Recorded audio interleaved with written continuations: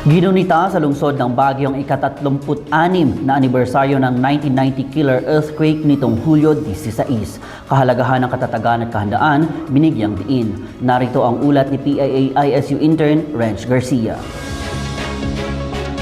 36 na taon matapos ang mapaminsalang lindol noong 1990. Muling nagkaisa ang Baguio City sa paggunita sa isa sa pinakamadilim na yugto sa kasaysayan ng lungsod nitong Hulyo 16 sa isinagawang annual commemoration of 1990 killer earthquake bilang pag-alala sa mga nasawi at paalala sa kahalagahan ng kahandaan sa panahon ng kalamidad. The July 1990 killer earthquake, it's estimated 1,600 ang yung mga namatay. Apart from commemorating itong mga victims ng killer earthquake, we are also commemorating yung how resilient Baguio has been.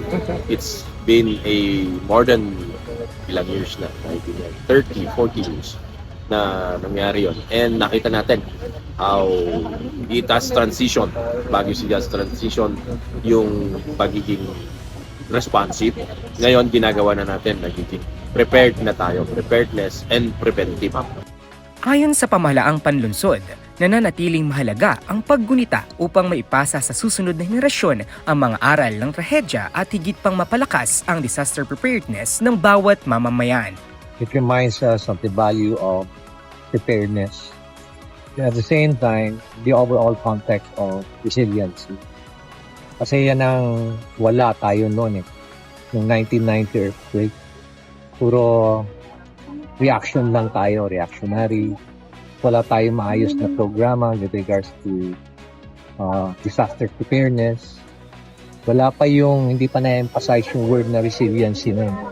And at the same time, the value of communication, the values of coordination, collaboration, and cooperation. Wala pa nun Is a very important one to remind us the lessons of yesterday, the lessons of the killer earthquake of July 16, 1990, and of course, we congratulate all of those who have been continuing to improve.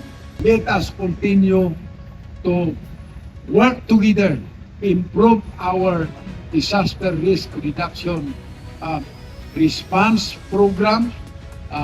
I'm sure the mayor has been doing a lot to address this one.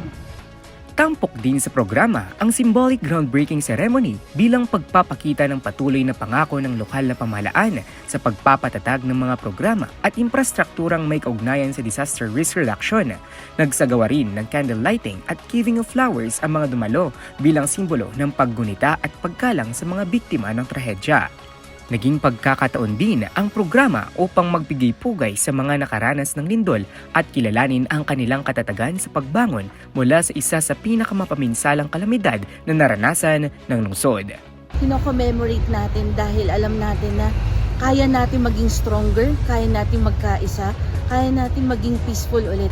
And sa mga sinabi ng mga officials, and ito katulad si Congressman, na merong tayong chance to choose to do what is right. Kasi it was a human disaster din and part plus nature. Now it's our calling na challenge sa atin to transform ourselves, to be more resilient, to be more wiser, to be more vigilant, na para tayo ay handa. Not even physical na handa, pero spiritual na rin. Because we don't know, baka bukas may mangyari. So we are ready to face the turmoil that will arise. Sa paglipas ng 36 na taon, nananatiling buhay ang alaala ng 1990 killer earthquake, hindi lamang bilang isang trahedya, kundi bilang paalala na ang kahandaan at katatagan ng komunidad ang susi sa pagharap sa anumang sakuna.